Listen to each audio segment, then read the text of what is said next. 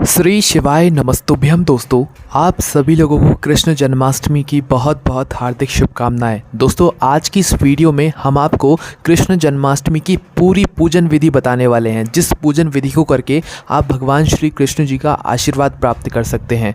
तो आपको कृष्ण जन्माष्टमी की पूजन कैसे करनी है, उसकी संपूर्ण विधि हम आपको अच्छे से समझाते हैं और आपको किन किन चीज़ों का, किन किन बातों का ध्यान भी रखना है वो भी हम आपको बताते हैं। सबसे पहली बात दोस्तों, आप जब भी अपने पूजन को करने के लिए बैठें या पूजन की सामग्री को तैयार करने के लिए बैठें, क्योंकि आप एकदम से रात्रि को 12 बजे तो पूजन की तैयारी करेंगे नहीं, उसके पहले से ही लगभग 1-2 घंटे पहले से आप अपनी पूजन की तैयारियां करके रखेंगे, है ना। रात्रि को 12 बजे आप जो है भगवान श्री कृष्ण जी का जन्मोत्सव मनाएंगे, तो यह तैयारियां आपको 1-2 घंटे पहले से ही करके रखनी है ना। तो करना क्या है, देखिए, सबसे पहले तो आपके सामने भगवान श्री कृष्ण जी का स्वरूप होना चाहिए। स्वरूप कहने का मतलब है कि या तो एक तस्वीर आपके सामने हो जिसके अंदर भगवान श्री कृष्ण जी का बाल रूप हो। कौन सा रूप हो? बाल रूप हो, है ना, जिसमें वो बच्चे हों, है ना, बाल रूप हो। या तो आपके पास जो पीतल के कृष्ण जी होते हैं ना, जो सभी के घर में होते हैं, लड्डू गोपाल छोटे वाले, वो होने चाहिए। कोई भी अगर एक हो तो वो चल जाएगा, ठीक है। अगर पीतल के लड्डू गोपाल नहीं है, पीतल के कृष्ण जी नहीं है, तो उस स्थान पर आप भगवान श्री कृष्ण जी के बाल रूप की तस्वीर रख सकते हैं ना।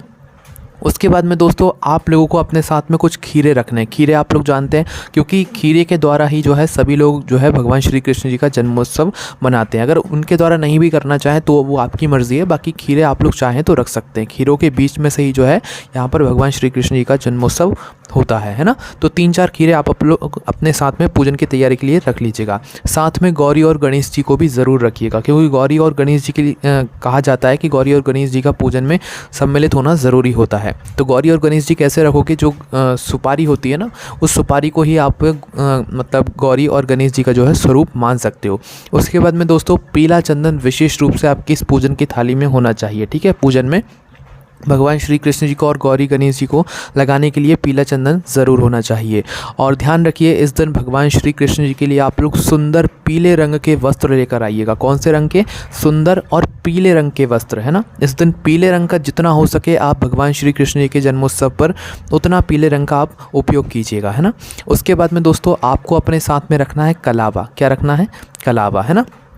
तो कलावा भी आपको अपने साथ में रखना है, क्योंकि कलावे के सहारे से ही हम जो है ये सभी चीज़ें भगवानों को चढ़ाएंगे। उसके साथ में दोस्तों, पीले फूल आपको रखना है, सफ़ेद फूल आपको रखना है, लाल फूल आपको रखना है। लाल फूल जो है गौरी मतलब गौरी जी के लिए रहेगा, है ना। तो ये सभी कुछ जो विशेष चीज़ें हैं ये आपको अपने साथ में ज़रूर रखना है। धूप बत्ती, घी का दीपक, गोल बाती का जो घी का दीपक होता है वो, पंजीरी, दूध से बनी हुई कोई सामग्री जिसका आप भोग भगवान श्री कृष्ण जी को यहाँ पर लगाना चाहते हैं। फल, जिस फल में आप केले भी ले सकते हैं, सेव फल भी ले सकते हैं, अनार भी ले सकते हैं, जो फल आपको उस समय मिल जाए आप वो ले सकते हैं। साथ ही में भगवान श्री कृष्ण जी के लिए सुंदर पीले रंग के वस्त्र, उनकी पगड़ी या उनका मुकुट, साथ ही में बांसुरी विशेष रूप से आप लोग तैयार करके रख लीजिएगा, ठीक है।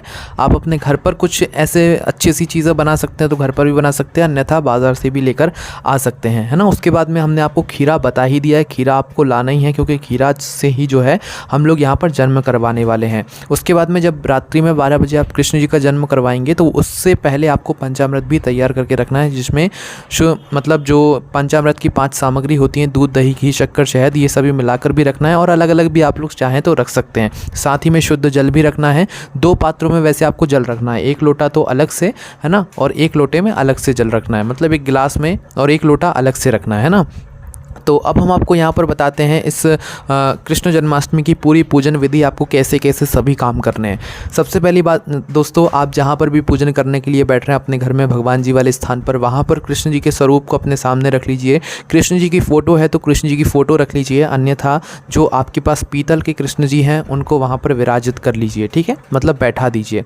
उसके बाद में दोस्तों, आपको यहाँ पर 2 कलश लेने, हमने आपको अभी बताया ना, 2 कलश आपको लेने। सबसे पहला जो कलश लोगे उसमें आपको शुद्ध जल भरना है, बिल्कुल फुल, दोनों ही पात्रों में शुद्ध जल भरना है। पर एक जो लोटा लोगे वो बड़ा लोगे, और जो दूसरा पात्र लोगे ना, वो चाहे तो आप 1 गिलास में भी ले सकते हो, और चाहे तो एक छोटी सी जो लोटिया होती है या लोटा होता है छोटा सा, उसमें भी वो जल ले सकते हो, पर 1 लोटा आपको बड़ा ही लेना है ना।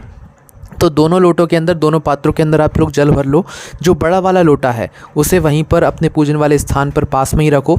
उस लोटे के नीचे आप चाहें तो थोड़ा सा चावल रख सकते हैं। चावल रखने के बाद उस लोटे के ऊपर एक कटोरी ढक दो, है ना। एक कटोरी ढकने के बाद आप उस कटोरी के अंदर भी चावल रख दो, है ना। थोड़े से चावल रख दो। चावल रखने के बाद उस कटोरी के ऊपर, उन्हीं चावल के ऊपर आपको एक घी का दीपक भी जलाना है। कौन से घी का दीपक? गोल पाती का शुद्ध देसी गाय का घी का दीपक, जो कि मिट्टी का होना चाहिए। ठीक है, यह वाला दीपक तैयार करके आप उसी कलश के ऊपर जहाँ पर आपने कटोरी के ऊपर चावल रखे हुए हैं, उसी चावल के ऊपर आप ये दीपक को रख दीजिए। ठीक है, यह एक लोटा आपने जो भरा था ये उसके लिए हो गया, और एक लोटा या एक जो पात्र आप लोग भरेंगे वो आपके लिए होगा, जो पूजन में आप लोग जो पानी इस्तेमाल करोगे ना, जल इस्तेमाल करोगे भगवान श्री कृष्ण जी के लिए, वो वाला वो जल होगा। तो उस पात्र को आप लोग अलग रख लीजिएगा, है ना। उसके बाद में दोस्तों अब आपको क्या करना है कि सबसे पहली चीज़ आपको अपना वह जो जल रहेगा उससे 3 बार आपको जल का आचमन करना है। पहले आपको खुद शुद्ध होना पड़ेगा पूजन करने से पहले, है ना। मतलब जब भी आप पूजन करना शुरू कर दें रात्रि में, तो उस समय से पहले आप लोगों को पहले खुद को शुद्ध करना पड़ेगा। शुद्ध करने के लिए जो हमने आपको एक अलग से जल पात्र रखवाया है, उस जल पात्र से आपको जो है किसी भी पत्ते के सहारे आपको क्या करना है, आम का पत्ता या जो भी पत्ता आप पूजन में इस्तेमाल करते हो वो लेकर 3 बार जो है उसी अपनी हथेली में जल लेकर आचमन करना है। क्या बोलकर? श्री कृष्णा हरे कृष्णा, ऐसा बोलकर आपको आचमन करना है। आचमन करने के बाद जो है आपको हाथ वहीं पर थोड़ा सा धो लेना है, ऐसे ही, है ना। उसके बाद आपको संकल्प लेना है। संकल्प लेने के लिए आप थोड़े से चावल, कोई भी एक फूल, साथ ही में कुछ चाहे तो दक्षिणा रखकर जो है आप अपनी इस पूजन का संकल्प लें। संकल्प लेने के बाद उनको साइड में रख दें, वहीं पर पूजन वाले स्थान पर ही, है ना। उसके बाद में दोस्तों इस बात का ध्यान रखिएगा, जो एक आपने पार्टी भगवान श्री कृष्ण जी के लिए लगाई होगी, जहाँ पर भगवान श्री कृष्ण जी को मतलब बैठाया होगा, उस पार्टी के ऊपर आपको पीले कलर का कपड़ा ही बिछाना है। इस बात का ध्यान रखिएगा, ठीक है। ये बात हमें आपको पहले बतानी चाहिए थी, पर हमने आपको अभी बता दी है ना। तो पीले रंग का जो है आप लोग इस्तेमाल कीजिएगा, बस आपको इस बात का ध्यान रखना है ना। अब आपको आगे क्या करना है वो भी हम आपको बताते हैं। देखिए, आपको अब सबसे पहले जो आपने पीला चंदन अपने साथ में रखा हुआ है ना, इस पीले चंदन से आपको भगवान श्री कृष्ण जी का जो है मतलब तिलक करना है, ठीक है। और हमने आपको गणेश जी और गौरी जी का स्वरूप भी रखने के लिए कहा था, जो सुपारी के रूप में आप लोग रखते हो गणेश जी और गौरी जी का स्वरूप। तो गणेश जी और गौरी जी को भी आपको अपने साथ में रखना है ना।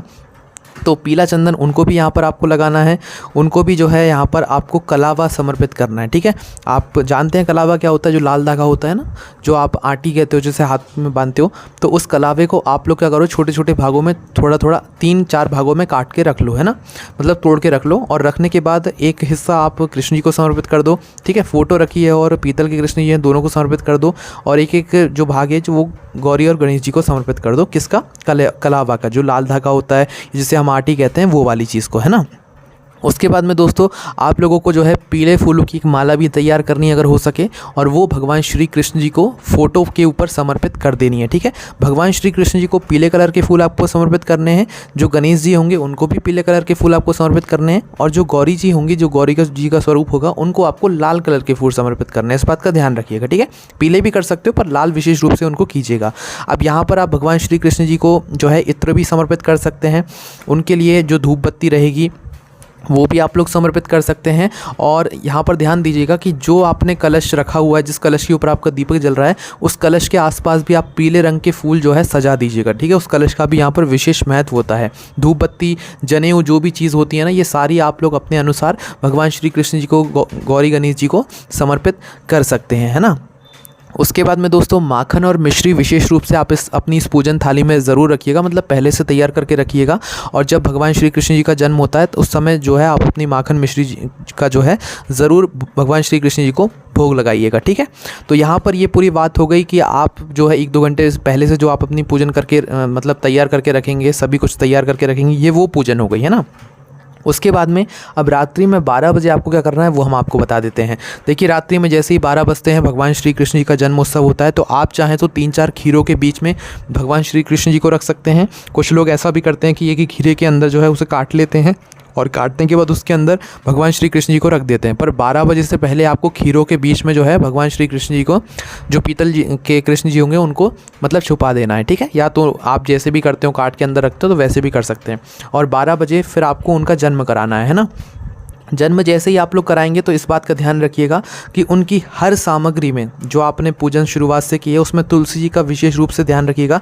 तुलसी की पत्ती का ज़रूर उपयोग कीजिएगा अपनी पूजन में। ये हमने आपको शुरू में बात नहीं बता पाए थे। तो तुलसी जी का पत्ती का आपको प्रयोग ज़रूर करना है। तो ये आपको सुबह ही तोड़कर रख लेना है, तोड़कर भी अच्छे से रखना है ना। तो तुलसी को तोड़कर पहले ही रख लीजिएगा और उनकी हर सामग्री में तुलसी का विशेष रूप से प्रयोग कीजिएगा, है ना।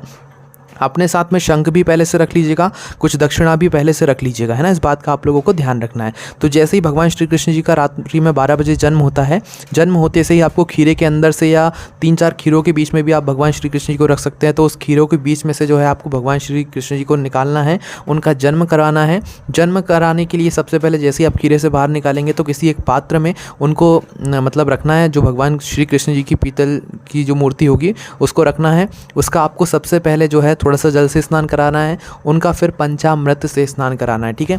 पूरे भाव से, पूरे मन से, पूरे हर्षोल्लास से आप पंचामृत से उनका स्नान कराइए। और ऐसा नहीं कि जल्दबाजी में आप लोग कर रहे हो, बहुत आराम से श्री कृष्णाय देवाय और भगवान श्री कृष्ण जी के जो अनेक मंत्र हैं, अनेक नाम हैं, उनका नाम का उच्चारण करते हुए आप लोगों को क्या करना है कि भगवान श्री कृष्ण जी का जो है वो जो आप पंचामृत से स्नान करा रहे हैं वो कराना है। पंचामृत से स्नान कराने के बाद आपको उनको जो है जल से स्नान कराना है। जल से स्नान कराने के बाद अब आप जो अपने साथ उनके लिए नए कपड़े लेकर आए हैं, उनको उस पंचामृत वाले स्थान से उठाकर उनको नए कपड़े, पीले वस्त्र पहनाएं, अच्छे नए वाले पीले वस्त्र पहनाने के साथ में उनको जो है मुकुट जो आप लेकर आए हैं उनको वो समर्पित करें। उनके साथ में आप जो भी उनके कान वगैरह के जो भी आप उनको सजाने के लिए लेकर आएँ वो सारी चीज़ें उन्हें पहना दें। उसके साथ में दोस्तों यहाँ पर बांसुरी का जो है विशेष महत्व है, तो आप अपने साथ में बांसुरी ज़रूर लाइएगा और उनके हाथ में बांसुरी ज़रूर दीजिएगा, ठीक है। बांसुरी देने के बाद दोस्तों आप सभी लोग जानते हैं कि हम सभी लोग अपने घरों में कृष्ण जी को झुलाते हैं और मंदिरों में भी झुलाते हैं ना। तो हो सके तो आप अपने घर में ही कोई झूले जैसा आकार भगवान श्री कृष्ण जी के लिए बनाइएगा। अन्यथा आप चाहें तो मतलब बाहर से भी जो बनी हुई चीज़ें आती हैं, झूला जैसे छोटे छोटे भगवान श्री कृष्ण जी के लिए, वो झूला भी ला सकते हैं। तो इनको तैयार करके सजाकर आप झूले में बिठा दीजिए।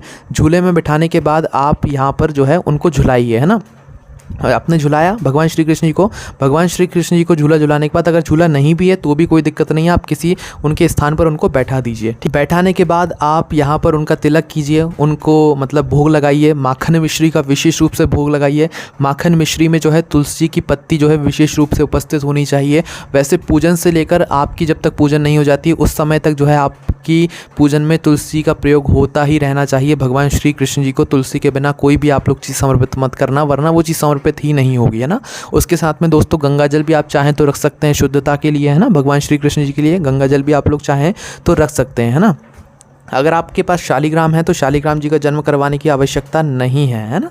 उसके बाद में दोस्तों आपको क्या करना है, माखन और मिश्री का भगवान कृष्ण जी को भोग लगाना है। आपने जो अपने घर में पकवान बनाए हैं, 56 भोग बनाए हैं, जिस भी प्रकार के आपने भगवान शिव जी के मतलब कृष्ण जी के लिए जो है भोग बनाया है वो आप उनके सामने रखें, उनको भोग लगाएं और कुछ समय तक आप भगवान श्री कृष्ण जी के नाम का जाप करें, उनके मंत्रों का उच्चारण करें।